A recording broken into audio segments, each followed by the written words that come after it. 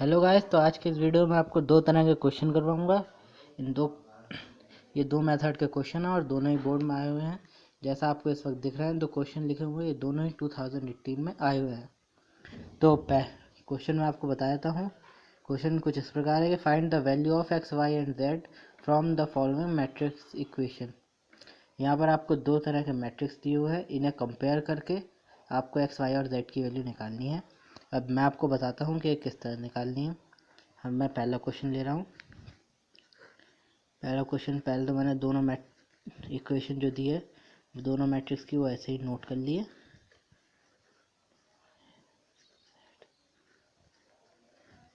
ये मैंने नोट कर लिया है। लेफ्ट हैंड साइड का मैट्रिक्स है 5 3 x 7 और राइट हैंड साइड का है y z 1 7। हम इन दोनों मैट्रिक्स को ऐसे ही कंपेयर कर देंगे ऑन कंपेयर। अब y, ये फर्स्ट रो का फर्स्ट एलिमेंट यहाँ 5 है, यहाँ फर्स्ट रो का फर्स्ट एलिमेंट y है, तो y की वैल्यू हमारे पास आ जाती है 5। ऐसे ही फर्स्ट रो का second element, first row second column का एलिमेंट जो है वो 3 है, यहाँ फर्स्ट रो सेकंड कॉलम का एलिमेंट z है, तो z की वैल्यू आ गई हमारे पास 3। यहाँ पर सेकंड रो फर्स्ट कॉलम का एलिमेंट x है और यहाँ सेकंड रो फर्स्ट कॉलम का एलिमेंट 1 है, x की वैल्यू हमारे पास ऐसे आ जाती है 1 और 7 इज इक्वल टू 7। इस तरह से हमारे पास एक्स वाई और जेड तीनों की वैल्यू आ जाती है। ये तो है सिंपल क्वेश्चन। इसके अलावा एक छोटा सा सेकंड मेथड है जो इसे थोड़ा सा लॉन्ग बनाता है। ये इस क्वेश्चन में आपको करवा देता हूँ। ये x plus y plus z, आप इसे दो एलिमेंट्स ना समझे, ये एक एक ही एलिमेंट्स हैं। सॉरी, ये गलत नोट हो गया। Y plus z x plus y plus z is equal to 9 5 7। अब जब हम इन्हें कंपेयर करेंगे ऑन कंपेयर, तब हमारे पास x plus y plus z is equal to 9। ये equation 1। x plus y is equal to 5, ये इक्वेशन 2। और y plus z is equal to 7, ये इक्वेशन बन के आती हैं 3। अब हम पुट कर देते हैं x plus y is equal to 5 in 1, तो यहाँ पर x plus y plus z is equal to है 9। एक्स प्लस वाई की जगह पूरा 5 plus z is equal to 9। Z is equal to 9 minus 5, z is equal to 4। हमारे पास Z की value आ गई है। मेरे पास थोड़ी जगह कम है तो मैं यहीं पर दिखा देता हूँ। अब पुट कर देते हैं z is equal to 4 in third equation, तो y plus 4 is equal to 7, तब y की वैल्यू हमारे पास आ जाती है 3। अब हम पुट कर देते हैं put y is equal to 3 in 2, तब x plus 3 is equal to 5, x is equal to 2, hence x equal to 2, y equal to 3, z is equal to 4। आप इन्हें किसी भी इक्वेशन में पुट करके भी देख सकते हैं। जैसे फर्स्ट इक्वेशन है x plus y plus z is equal to 9, तो इन तीनों को ऐड कर दीजिए। 2 प्लस 3 5 प्लस 4 9, ऐसा आप आंसर चेक कर सकते हैं। इस तरह से आप दी हुई मैट्रिक्स इक्वेशन से x y और z की वैल्यू निकाल सकते हैं। तो ये था हमारा पहला मेथड। दूसरे मेथड में मैं आपको बताऊंगा मैट्रिक्स का मल्टीप्लिकेशन कैसे होता है। आपको याद होगा मैंने पिछली एक वीडियो में मैंने आपको बताया था कि किसी कांस्टेंट का किसी मैट्रिक्स से मल्टीप्लिकेशन, और इस वीडियो में दो मैट्रिक्स का मल्टीप्लिकेशन मैं आपको बताने जा रहा हूँ। यहाँ पर दो मैट्रिक्स दिए हुए हैं। ए, जिसकी first row 1 2 2 4, sorry first row 2 4, second row 3 2, और बी मैट्रिक्स दिया है फर्स्ट रो 1 3, सेकंड रो -2 5। तब then find A into B and B into A, ये दो केस फाइंड करने के लिए दिए हैं। पहले तो मैं ए और बी ऐसे ही नोट कर लेता हूँ। A is equal to first row 2 4 3 2 and B is equal to 1 3 minus 2 5। ध्यान से देखिएगा, मल्टीप्लिकेशन ही सबसे ज़्यादा इंटरेस्टिंग है मैट्रिक्स में, और लॉन्ग में यही आती है। यही मैट्रिक्स की तरफ से अगर 5 मार्क्स में आएगी तो यही आएगी। बाकायदा मल्टीप्लिकेशन पे 2020 में भी क्वेश्चन पेपर्स जो थे यूपी बोर्ड के, उनमें भी क्वेश्चन आए हैं, जो कि मैं आपको दिखाऊंगा अपनी अगली किसी वीडियो में, अगर मुझे याद रहा तो। फिलहाल पहले निकालते हैं केस फर्स्ट, ए इंटू बी। मल्टीप्लिकेशन के लिए पहले दोनों मैट्रिक्स ऐसे नोट कर लेंगे, 2 4 3 2 इंटू 1 माइनस 2 3 5। याद रखिएगा, जो मैट्रिक्स पहले दिया है उसको वो पहले, जो बाद में है वो बाद में। इसमें ये नहीं होता कि हाँ आगे पीछे हो जाए, ये बहुत ही कम केसेस में होता है। तो आप जानते हैं फर्स्ट रो और फर्स्ट कॉलम का एलिमेंट जो होता है उसका नाम होता है A11। 11 डिनोट करता है फर्स्ट रो और फर्स्ट कॉलम को। लेकिन यहाँ पर जो पहला मैट्रिक्स है उसकी तो फर्स्ट रो, और जो दूसरा मैट्रिक्स है उसकी फर्स्ट कॉलम, तो इस रो की इस कॉलम से मल्टीप्लाई होगी। मतलब किस तरह से, 2 इंटू 1 प्लस 4 इंटू माइनस 2, इस एलिमेंट की इस एलिमेंट से, इस एलिमेंट की इस एलिमेंट से, ये फर्स्ट एलिमेंट के लिए।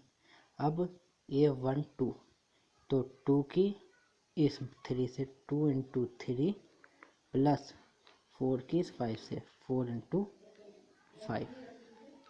ऐसे ही A21 सेकेंड रो इसकी और इसका first column, 3 into 1 plus 2 into minus 2, 2 into minus 2।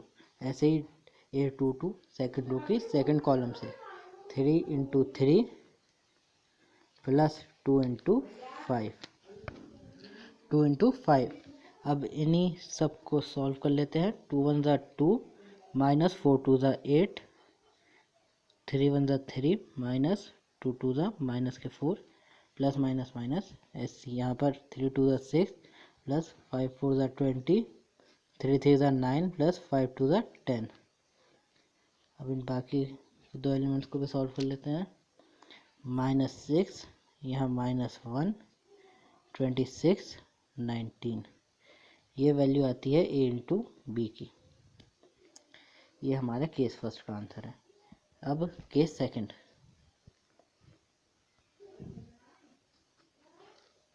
Case second है हमारा B इंटू ए। अब यहाँ पर मैट्रिक्स आगे पीछे हो जाएंगे।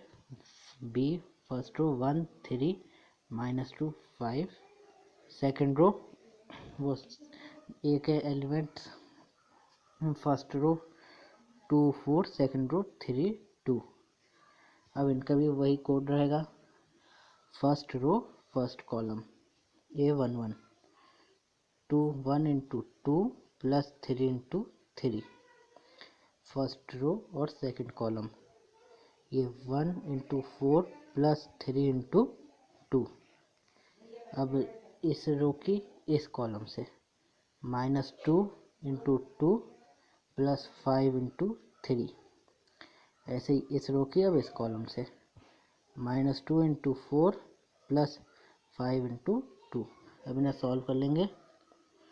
ये 2 plus 9 minus 4 plus 15, 4 plus 6 minus 8 plus 10। अब 9 प्लस 2 11, ये यहाँ भी 11 10 और यहाँ पर 2। जैसा कि मैंने आपको बताया था कि ज़रूरी नहीं है कि A इंटू बी हमेशा B इंटू ए के इक्वल आए। तो ये था मल्टीप्लिकेशन का मेथड। ये थोड़ा सा कॉम्प्लिकेटेड है, तो मैं आपको एक बार दोबारा बता देता हूँ कि किस तरह से मल्टीप्लाई होनी है। फर्स्ट रो की फर्स्ट कॉलम से मल्टीप्लाई, एक इसकी इससे, इसकी इससे, और इन दोनों को प्लस, इसकी इससे प्लस इसकी इससे। अब सेकंड एलिमेंट के लिए इसकी इससे प्लस इसकी इससे मल्टीप्लाई। अब अगले एलिमेंट के लिए इसकी इससे प्लस इसकी इससे मल्टीप्लाई, और लास्ट एलिमेंट के लिए इसकी इससे प्लस इसकी इससे। 3 बाई 3 के एलिमेंट का रूल मैं आपको अगली वीडियो में बता दूंगा, उसका भी मेथड बिल्कुल यही है, लेकिन वो मैं आपको अगली वीडियो में बताऊंगा।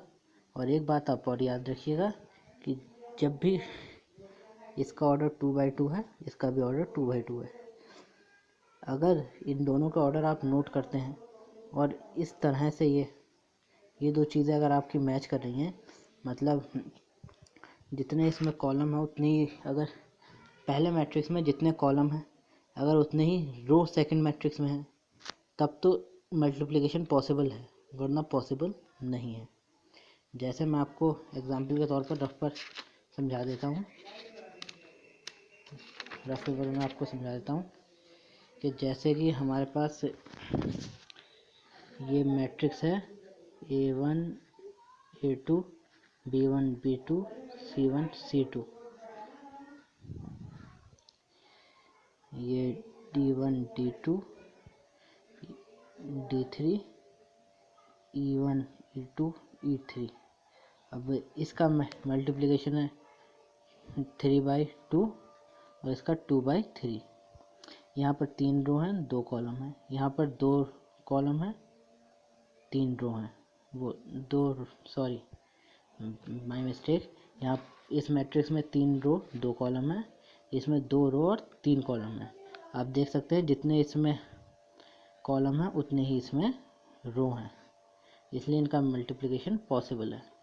लेकिन अगर इन्हीं की कंडीशन कुछ ऐसी होती, D1 D2 D3 E1 E2 E3 into A1 A2 B1 B2 C1 C2, ये मैंने अपने पास से लेट किए हुए मैट्रिक्स हैं, इसका ऑर्डर है 2/3, इसका 3/2, तो इनका मल्टीप्लिकेशन तब भी इनका मल्टीप्लिकेशन पॉसिबल होता। क्यों? क्योंकि ये दोनों लास्ट, इसका लास्ट और इसका फर्स्ट सेम है।